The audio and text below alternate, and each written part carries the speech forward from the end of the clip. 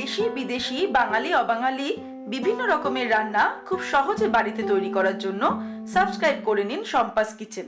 আর আমার সমস্ত রান্নার আপডেট সবার আগে পাওয়ার জন্য বেল নোটিফিকেশনটা ক্লিক করতে ভুলবেন না। নমস্কার, welcome to Shampa's kitchen. Shampa রান্নাঘরে আপনাদের সকলকে স্বাগত জানাই। আজকে আমি তৈরি করব দুর্গাপুজো স্পেশাল পর্বের আরো একটা রেসিপি।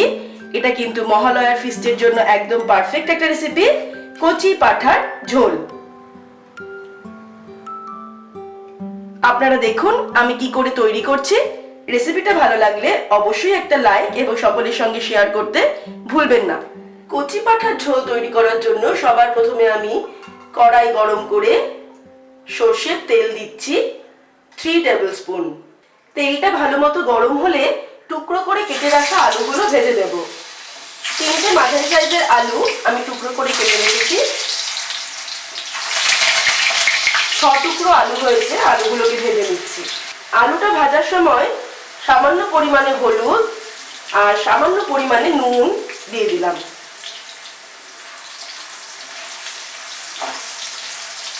আলুগুলোকে কিন্তু খুব ভালো করে ভেজে নিতে হবে। আলুগুলোকে বেশ লাল লাল করে ভেজে নিয়ে তুলে নিচ্ছি।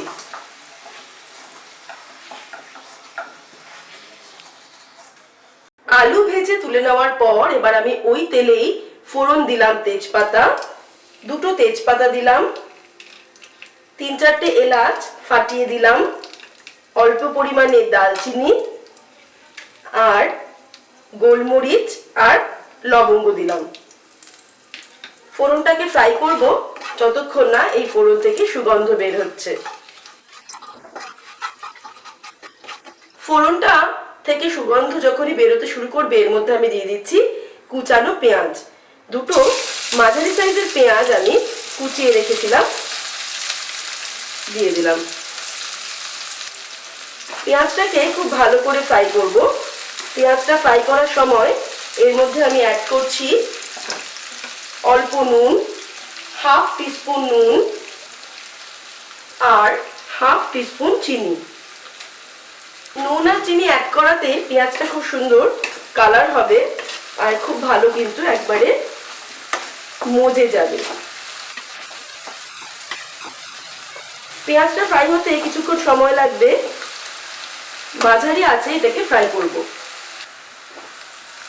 3-4 মিনিট সময় নিয়ে আমি পেঁয়াজটাকে ফ্রাই করলাম। দেখতেই পাচ্ছেন যে পেঁয়াজটা কিন্তু খুব ভালো করে ফ্রাই করেছি। এবারে আমি এর মধ্যে অ্যাড করছি রসুন বাটা। 1 টেবিল স্পুন আমি রসুন বাটা দিলাম আর দেব আদা বাটা। 1 টেবিল স্পুন আমি আদা বাটা দিলাম। আদা বাটা আর রসুন বাটাটা দেওয়ার পরে আবার কিন্তু এটাকে আমি 2 মিনিট মতো মাঝারি আঁচে ফ্রাই করব, যতক্ষণ না আদা আর রসুনের কাঁচা গন্ধটা চলে যাচ্ছে।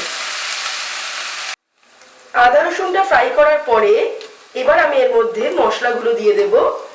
মশলার মধ্যে আমি দিচ্ছি 1 টিস্পুন ধনের গুঁড়ো, 1 টিস্পুন জিরের গুঁড়ো দিলাম, লঙ্কার গুঁড়ো দিলাম 1 teaspoon, Kashmiri red chilli powder দিচ্ছি 1 টিস্পুন, 1 টিস্পুন হলুদ গুঁড়ো দিলাম, 1/2 টিস্পুন গরম মশলার গুঁড়ো দিলাম। ভালো করে মশলাটাকে কষিয়ে নেব। মশলাটা যাতে পুড়ে না যায় তার জন্য 1 টেবিল স্পুন আমি জল অ্যাড করে তারপর মশলাটাকে কষাবো। আঁচটাকে কিন্তু মাঝারি রেখেই মশলাটাকে কষাচ্ছি। এর মধ্যে এই সময় আমি আরেকটু নুন আর চিনি অ্যাড করে দেব। প্রথমে আমি 1/2 টিস্পুন নুন আর 1/2 টিস্পুন চিনি অ্যাড করেছিলাম। এবারে আমি আরো 1 টিস্পুন নুন আর আরো 1/2 টিস্পুন চিনি দিয়ে দিচ্ছি।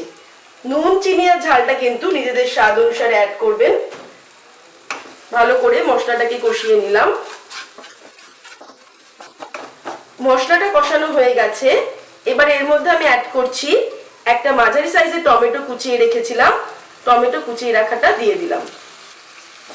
মশলার সঙ্গে ভালো করে মিশিয়ে নেব। দিয়ে আমি এটাকে ঢেকে দেব। 3 মিনিটের জন্য আমি গ্যাসটাকে সিম করে ঢেকে দিলাম। 3 মিনিট হয়ে গেছে।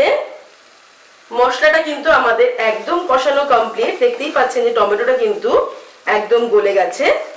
এবারে আমি এর মধ্যে অ্যাড করব কচি পাঁঠার মাংস। 600 গ্রাম মাংস আমি নিয়েছি, ভালো করে ধুয়ে জলটাকে কিন্তু একদম ঝরিয়ে নিয়েছি। ছোট ছোট টুকরো করে কেটে রাখা মাংসগুলো দিয়ে দিচ্ছি।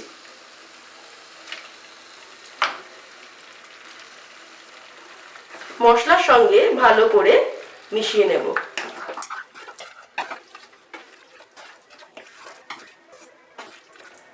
এবারে মাংসটাকে আমাদের ঢাকা দিয়ে দিয়ে কষাতে হবে। আঁচটাকে মিডিয়ামে রেখে ঢেকে ঢেকে আমরা বেশ কিছুটা সময় লাগবে কষাবো। যত ভালো মাংসটা কষানো হবে মাংসের ঝোলের টেস্টটাও কিন্তু ততই ভালো হবে। আমি এবার মিডিয়াম আঁচে রেখে ঢেকে দিচ্ছি। 5 মিনিট করে করে আমরা ঢেকে দেব। মিডিয়াম আঁচে আমি 5 মিনিটের জন্য ঢেকে দিলাম। 5 মিনিট হয়ে গেছে, আমি মিডিয়াম আঁচে এটাকে কষাতে দিয়েছি। দেখতেই পাচ্ছেন অনেকটা কিন্তু ঝোল বেরিয়েছে মাংস থেকে।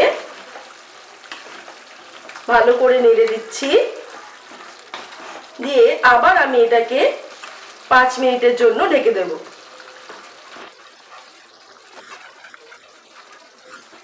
মিডিয়াম আঁচেই থাকবে রান্নাটা। আরো 5 মিনিট হয়ে গেছে, এবারে আমি এটাকে নেড়ে দিচ্ছি। এখনো কিন্তু কষানোটা কমপ্লিট হয়নি। ভালো করে নেড়ে দিয়ে আমি এবার এটাকে 10 মিনিটের জন্য ঢেকে দেব।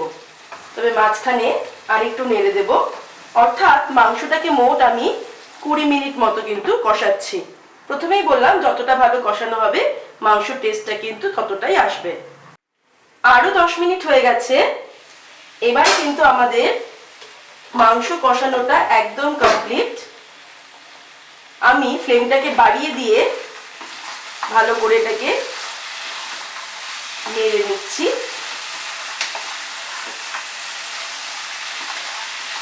দেখতেই পাচ্ছেন যে একদম কিন্তু ড্রাই হয়ে গেছে মাংসটা, অর্থাৎ আমাদের মোট 20 মিনিট সময় লাগলো মাংসটাকে কষিয়ে নিতে। মাংস যেহেতু কষানো কমপ্লিট, আমি এর মধ্যে জল অ্যাড করছি, তবে ফুটন্ত গরম জল আমি দিচ্ছি। মহালয়ার ফিস্ট মানেই অফুরন্ত আড্ডা, গল্প আর নৈশ ভোজ। সুতরাং আমাদের তাড়াহুড়া নেই, তাই আমরা কড়াইতেই সম্পূর্ণ মাংসটা রান্না করব, প্রেসারে দেওয়ার দরকার নেই। তবে যেহেতু দৈনন্দিন জীবনে সময়ের অভাব থাকে, তাই সেই সময় কিন্তু আমরা চাইলে এই মাংসটাকে প্রেসারে দিয়েও রান্নাটা করতে পারি।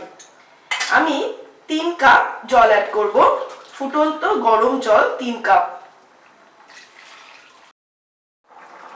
ঝোল ফুটে উঠতেই আঁচটাকে মিডিয়াম টু লোয়ে রেখে আমি প্রথমে 10 মিনিটের জন্য এটাকে ঢেকে দিচ্ছি। 10 মিনিট হয়ে গেছে, এবারে এর মধ্যে ভেজে রাখা আলুগুলো দিয়ে দিচ্ছি। যে পরিমাণ মাংস আমি নিয়েছি মোটামুটি 3 জনের হিসেব করে আপনারা কিন্তু সেই অনুযায়ী মাংসের পরিমাণটা রান্না করবেন। আর 3-4টে কাঁচা লঙ্কা আমি চিড়ে রেখেছিলাম, সেটা দিয়ে দিলাম। মাংসটাকে নেড়ে দিলাম। এবারে আমাকে ঢেকে দিতে হবে, ততক্ষণ রান্না করতে হবে যতক্ষণ না মাংসটা আর আলুটা সম্পূর্ণ সিদ্ধ হচ্ছে। সেটা কিন্তু প্রায় 40-45 মিনিট সময় লাগবে। মাংসের কোয়ালিটির উপরেও ডিপেন্ড করে সময়টা। আমি মাঝখানে নাড়তে থাকবো 2-3 বার, আর মাংস সিদ্ধ হওয়া পর্যন্ত রান্নাটা করব।